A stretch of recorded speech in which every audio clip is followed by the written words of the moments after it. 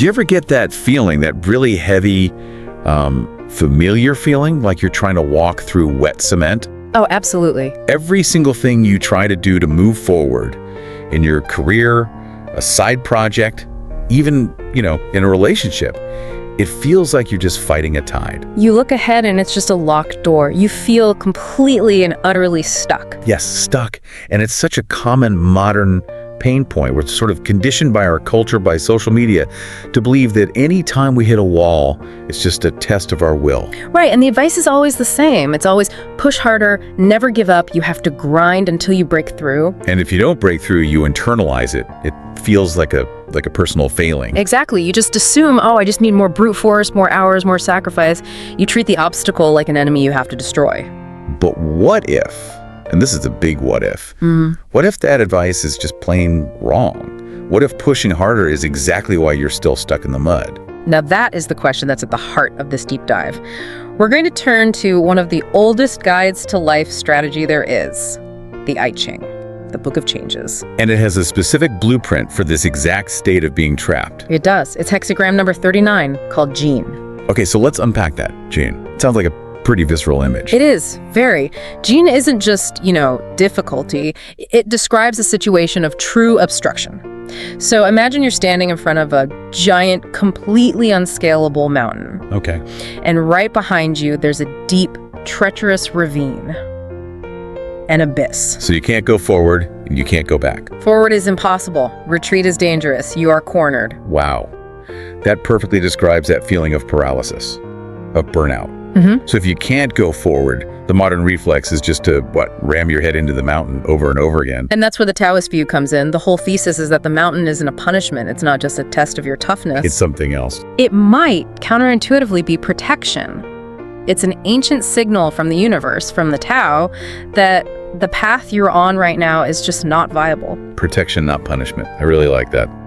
So our mission today is to explore this Taoist art of stopping, the strategic pause that, on the surface, looks like giving up. But it's actually the most powerful and strategic move you can make when you're truly stuck. So the first step is just accepting that stopping is a form of wisdom. It is. But wait a second. I can already hear people thinking, if I stop, if I pull back, won't my competition just rush right past me? Won't I miss my chance? I mean, society rewards the hustle. And that's the tension, right? That's what we have to confront. But, there's a teaching from Master Zheng Shikyang. He says, when you hit a wall you can't breach, stopping is wisdom. Continuing to push is just, it's self-destructive. So how do we understand that? Is there a metaphor for it? The best one is water.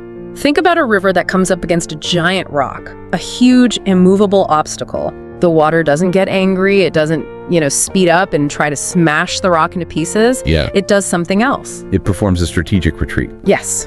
It stops. It pools. But it doesn't just give up. That's the key. Exactly. It's not quitting. It's accumulating volume. It waits until its energy, its mass, rises high enough. And then what does it do? It flows around it. Or maybe even right over it. It adapts. It doesn't fight the rock. It uses its own internal buildup of power to surpass the problem. That is the definition of a strategic stop. So that makes the difference between quitting and stopping so clear. Quitting is giving up on the goal. Stopping is giving up on the method you're currently using. And in this state of Jian, the signal from the Tao is clear. This path is blocked. Don't force it. If you insist on pushing against that mountain, you're just wasting your essential life force. The chi. Your ki. The hidden cost of burnout isn't just failure, it's depletion. You're trying to sail a boat on dry land. You can row until your arms fall off, break every oar. And the boat is not going to move. And worse, you're now exhausted and you've broken oars for later. You've reduced your capacity to adapt. It leaves you depleted and your mind gets cloudy, which is the worst state to be in when you need to see a new path. So the first step is, weirdly, the hardest one for us. Yeah. You have to stop. Stop all external effort. You can't find a new direction while your foot is still slammed on the gas pedal. Okay, so we've stopped the car. We're acknowledging the mountain. The next anxious question is, why is it here? Why is life blocking me right now? And this brings us to the purpose of difficulty itself.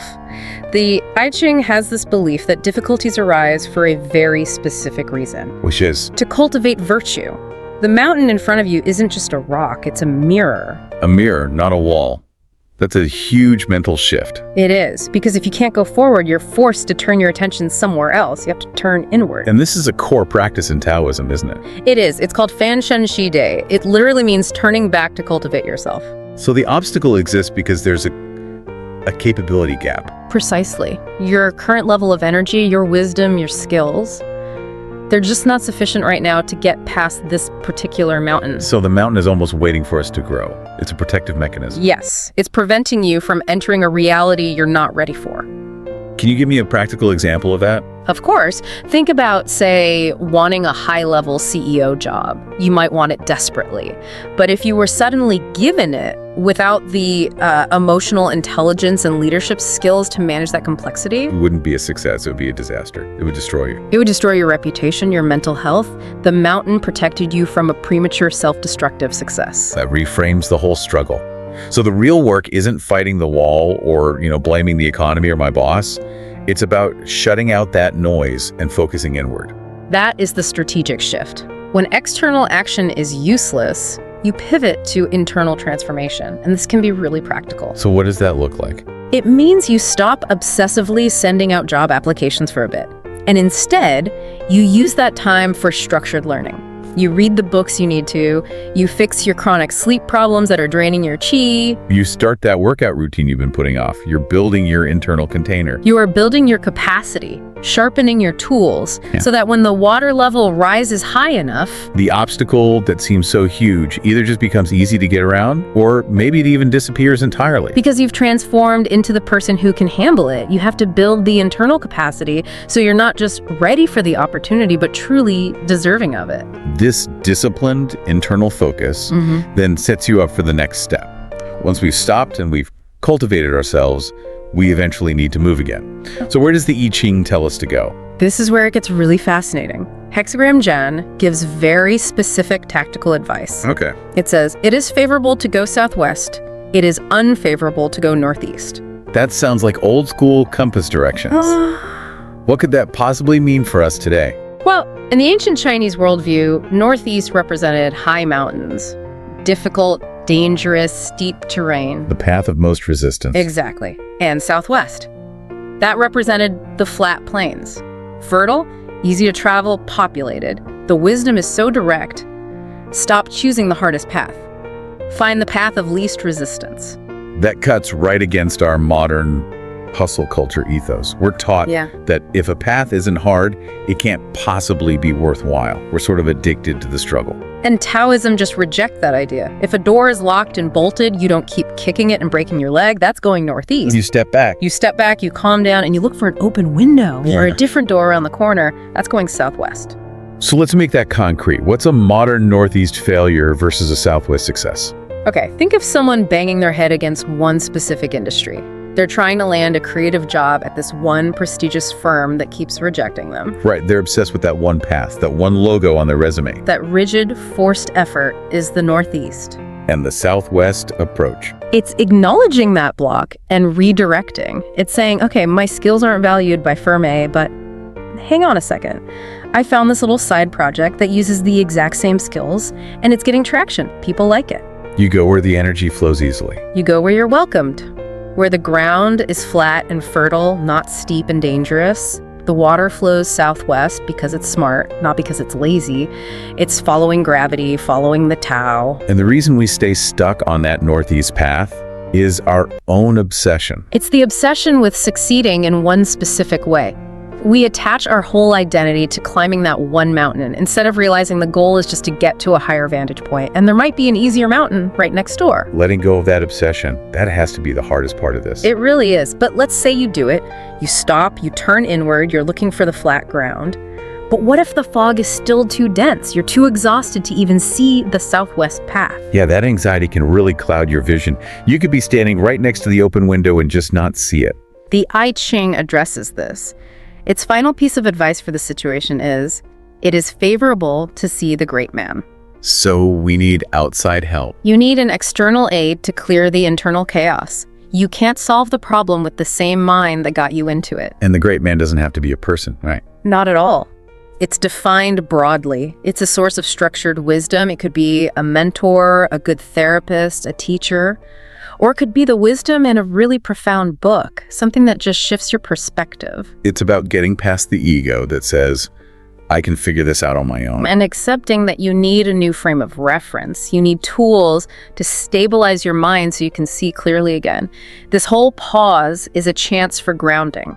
So things like meditation. Meditation, structured breathing, maybe just a consistent 5-minute journaling practice, anything that grounds you and restores your objectivity. Okay, so let's bring this all together for anyone listening right now who feels like they're in that wet cement. Being stuck is not a failure. It's a message. It's a profound strategic pause, a necessary withdrawal so you can gather strength for the next level. The only failure is wasting your energy pushing against the mountain when you should be building yourself up. Stop pushing, turn inward, look for the flat, fertile ground where the energy actually flows. And there's a final thought here to leave you with, right? Yes, Right. Remember this.